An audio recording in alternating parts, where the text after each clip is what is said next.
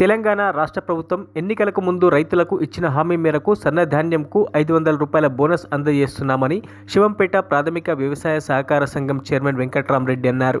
శివంపేటలో ఆయన మీడియా సమావేశం నిర్వహించి మాట్లాడుతూ బీఆర్ఎస్ నాయకులు ధాన్యం కొనుగోలు చేయడం లేదని లేనిపోని ఆరోపణలు చేస్తున్నారని, ఇప్పటి వరకు కొనుగోలు చేసిన ధాన్యంకు డబ్బులు కూడా చెల్లించడం జరుగుతుందని, రైతులు ఆందోళన చెందవద్దని, రైతులు పండించిన ధాన్యాన్ని పూర్తి స్థాయిలో కొనుగోలు చేస్తామని వారు తెలిపారు.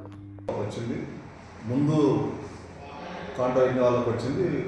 తదుపరి మా సొసైటీ నుంచి కూడా పోయినాయి. అవి కూడా సొసైటీ నుంచి కూడా ఈరోజు రేపు సొసైటీ నుంచి బోనస్ వస్తుంది తప్పకుండా. మరి సీఎం గారికి మా సొసైటీ తరఫున ధన్యవాదాలు తెలుపుతున్నాం. మరియు ఇక్కడ లోకల్గా మరి ఒడ్లు పోతలేవు, కొట్టలేదు అవి అని రాధాంతం చేస్తున్నారు. తప్పకుండా ఒడ్లు కొనడానికి అడిగినాం. పోయినసారి కూడా తీసుకున్నాం. అంతకుముందు కొంచెం రైస్ మిల్లర్లు గవర్నమెంట్ ఇబ్బంది చేయడం వల్ల మరి వాళ్ళ దగ్గర గ్యారంటీ తీసుకోవడం వల్ల కొంచెము ఒక 10 రోజులు లేట్ అయింది. దానివల్ల రాధన చేసి ఒడ్డు కొంటలేదని చెప్పి ఒడ్డు కొంటున్నాం. పోయినసారి కూడా సన్నాలు ఎప్పుడే కానీ ఇళ్ళకి పట్టించుకోవడానికి తినడానికి ఉంచుకుంటారు. సన్నాలు కొంచెం వర్షకాలం తక్కువనే వస్తాయి. మరి రెండో క్రాపుకు కూడా సన్నాలు పెట్టాలి రైతులు. మరి 500 బోనస్ వస్తుంది కాబట్టి సన్నాలు పెట్టి మరి రేవంత్ అన్న గారు 500 బోనస్ ఇస్తుంది కాబట్టి తప్పకుండా రైతులు బాగుపడాలి.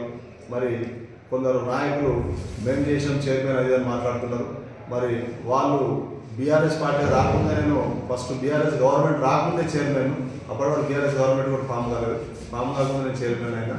మరి ఇది 10వ సంవత్సరం నడుస్తున్నది, 2వ చైర్మన్ అయినా.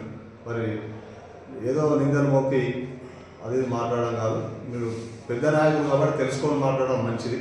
మరి అనవసరంగా రాధాంతం చేయడము, బురజల్లడం మంచి పద్ధతి కాదు. రైతులకు ఎల్లవేళ అండగా ఉంటాం. మరి ప్రతి గింజ అయిపోయేదాకా ప్రతి విలేజ్ తిరుగుకుంటూ మొత్తం పెద్ద సన్నాలు కానీ దొడ్డు రకం కానీ మొత్తం కొనుగోలు చేసేదాకా మా గవర్నమెంట్, మా ముఖ్యమంత్రి గారికి కూడా మరి మంత్రి గారికి కూడా ఎప్పటికప్పుడు దీని మీద మరి ఆర్డీఓలను, కలెక్టర్లను, మరి ఎంఆర్ఓలను, కాంట్రా పంటి కానీ రైస్ మిల్ల పంటి కానీ మరి నిద్ర లేకుండా తిరుగుతున్నారు. వారికి కూడా ధన్యవాదాలు.